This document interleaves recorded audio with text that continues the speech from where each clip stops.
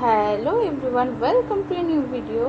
And এটা একটা mini blog হতে চলেছে। তো কিছুদিন ধরে আমার যে ইনস্টা ফিড আছে ওখানে একটা রেসিপি খুব দেখতে পাচ্ছি, নাম হলো বাংলা পনির। তো ভাবলাম যে আমিও বানিয়ে ফেলি। এই যে কিছু পনির আর পটেটো স্লাইস আমি রেডি করে রেখেছি। তো পনিরটা আমি হোমমেড মানে বাড়িতেই বানিয়েছি, আর পটেটো তো দোকান থেকে নিয়ে আসতাম। যে এখানে না একটা খুব ইম্পর্টেন্ট স্টেপ ছিল, যে পটেটোগুলো স্লাইস করার পর যে র্যাপের প্রসেসটা, সেখানে আমাদের স্কিওয়ার্স বা টুথপিক ইউজ করার কথা বলেছে, কিন্তু আমার কাছে এই মুহূর্তে কিচ্ছু নেই, শুধু একটা সুতো আছে। তো ভাবলাম সুতো দিয়ে পুরোটাকে পেঁচিয়ে ফেলি।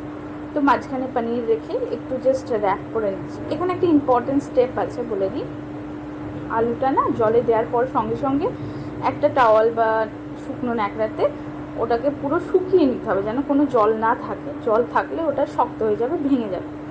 এবার যে এই মশলাটা আছে, এর মধ্যে কাঁচা লঙ্কা, কিছুটা আদা কুচি, বেশি করে রসুন দিয়ে ভালোভাবে থেতলে নিয়েছিলাম। তো থেতলানো হয়নি বলে আমি মিক্সার গ্রাইন্ডারে একটু গ্রাইন্ড করে নিয়েছি, কোনো জল দেওয়া চলবে না।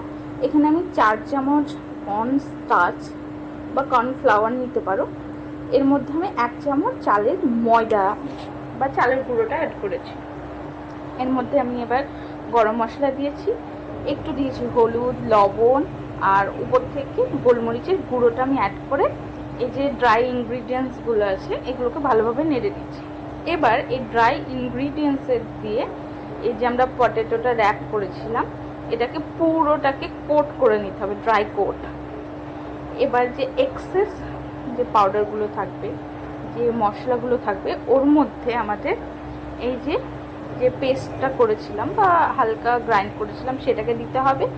একটু শেজওয়ান সস, প্লাস আমার কাছে না একটা পিৎজা পাস্তার সস ছিল, তো ভাবলাম যে সেটাও দিই, তাহলে ফ্লেভারটা খুব সুন্দর আসবে। এই পিৎজা পাস্তার সসের মানে যে ফ্রেগরেন্সটায় রসুনের ফ্লেভারটা অনেক বেশি আছে, তো সেই জন্য আমি দিয়েছিলাম। এবার কিছুই না, জাস্ট এভাবে পাকোড়া ফ্রাই করার মতো ডিপ ফ্রাই করতেও পারো, আর তোমরা চাইলে এটাকে এয়ার ফ্রায়ারও করতে পারো। আমি ডিপ ফ্রাই করছি। তো এখানে ফ্রাইয়ের একটা প্রসেস আছে।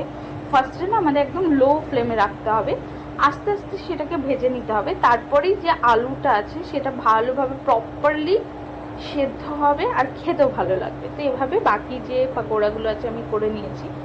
তো অসাধারণ খেতে হয়েছে। আমি তো মানে ভাবতেই পারিনি যে এরকম কমন জিনিস দিয়ে এত সুন্দর একটা ডিশ হতে পারে। এতে আমি হালকা পিরি পিরি মশলা দিয়েছিলাম আর বিট লবণ দিয়ে মাখিয়ে নিয়েছিলাম। তোমরা তোমাদের প্রেফারেন্স অনুযায়ী যা ইচ্ছা তাই দিয়ে খেতে পারো। Thank you for watching, bye bye, take.